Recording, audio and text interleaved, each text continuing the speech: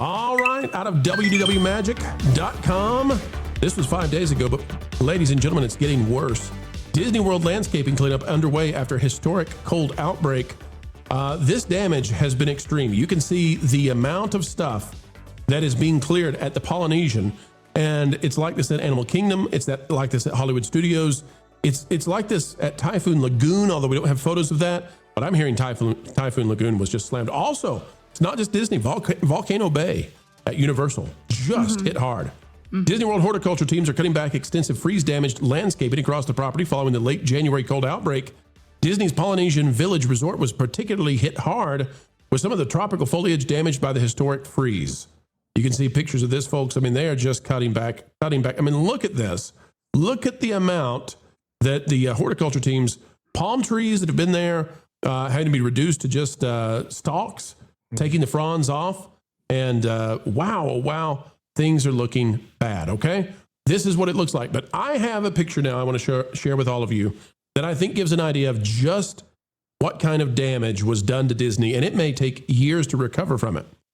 This is coming to us from BioReconstruct, and it is aimed to give you a look at what's going on with the Monsters, Inc. ride being built at Hollywood Studios. That's what the sand pit is over here.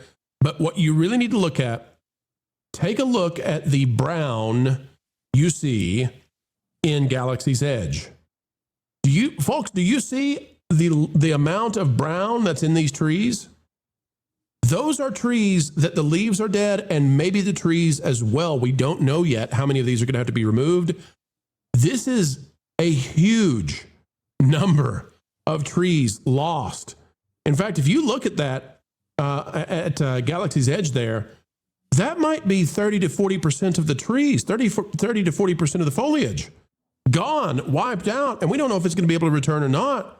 And it gets worse. Now, we are having some troubles with X right now and unable to bring up a lot of the photos we wanted to share with you. We got a lot more to show. We got a lot more to share. Culture, it's going to be a different looking Disney World for a while. Your thoughts on just how much damage this did to the tropical plants?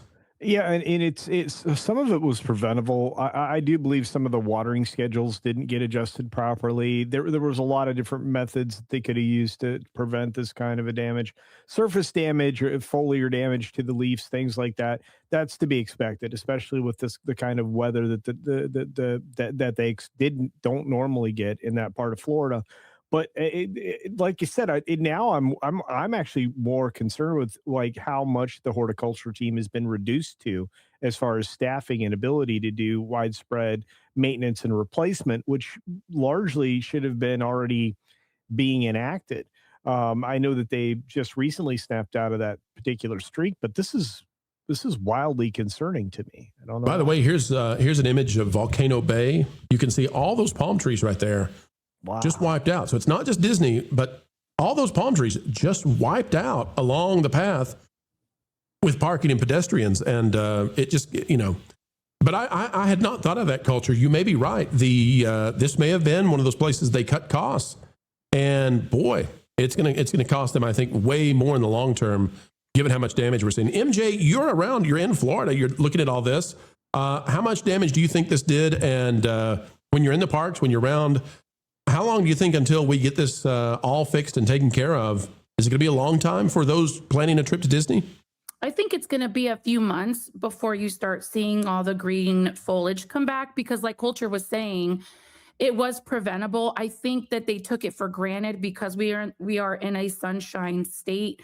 I don't believe they anticipated that this freeze, if you will, that came over us a month ago was going to cause so much damage. But yeah, we're in South Florida, and driving up to Orlando, you can see the grass, the trees, everything is just brown. It's dead.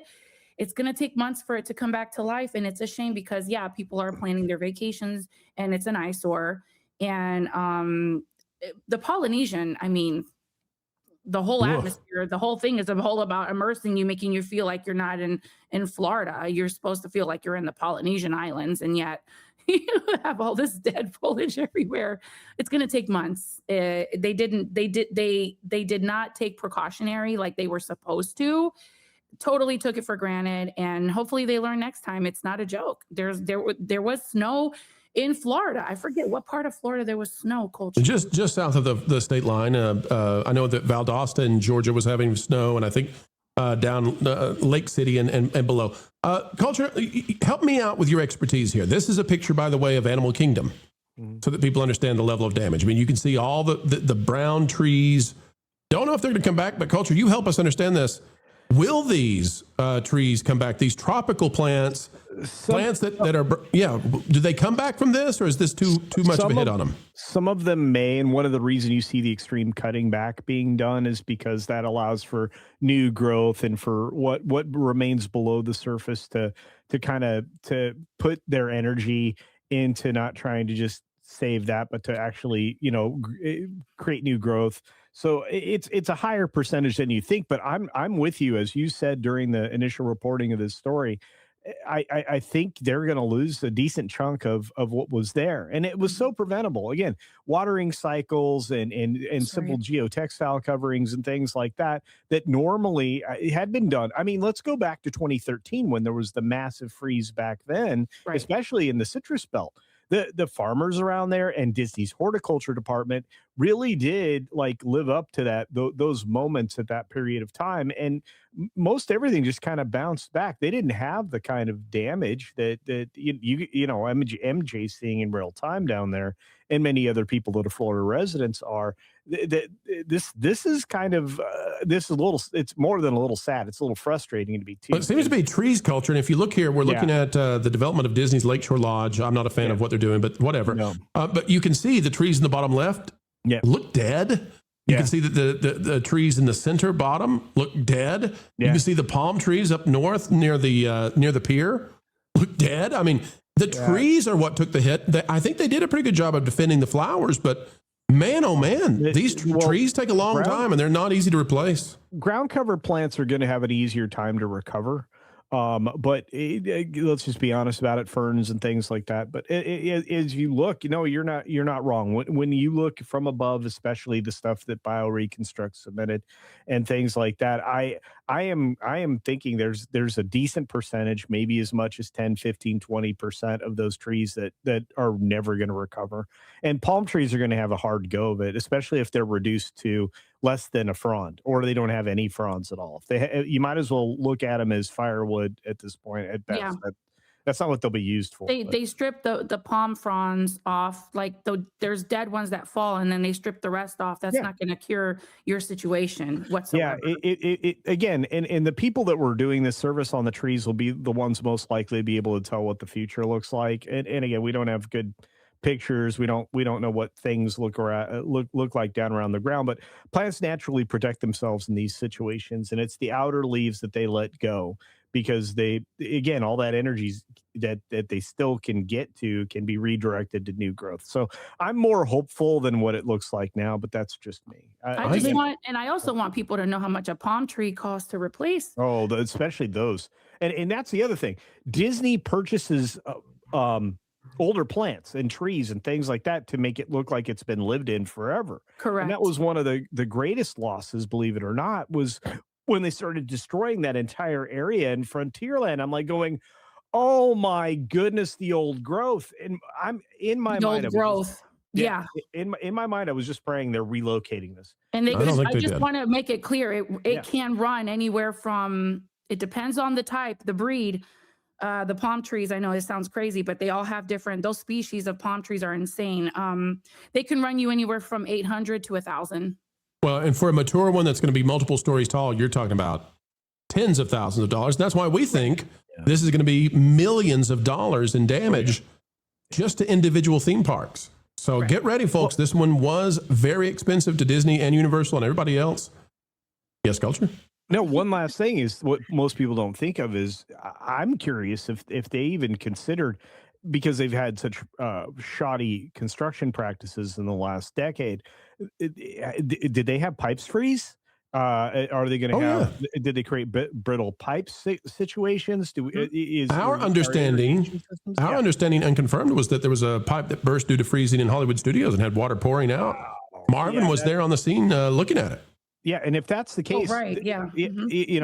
just consider this: if that's irrigation plumbing, that's a problem because again, water cycles are incredibly important if you're trying to fend off freeze and frost. Because if you do it right, you limit the damage. Because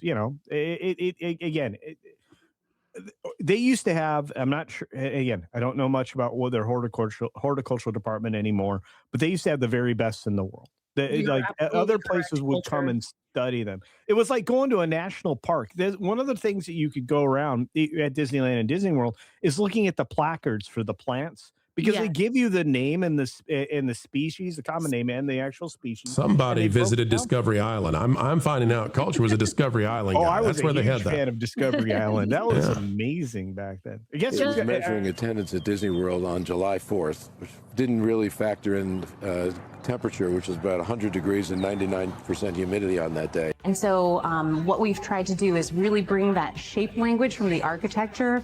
But like what we love to talk about at WDI is shape language. And we often refer to shape language. There's such iconic shape language in Spaceship Rivetti Attraction. We really wanted to make sure that we fused to that throughout the space. Goodbye, Gandalf. Just double check your receipts and make sure there's no plant fee at the bottom. That's right. Thanks for watching That Park Plays News. For more information, consider checking out www.thatparkplace.com. And don't forget to subscribe, share, like, and send this out on your favorite social media accounts.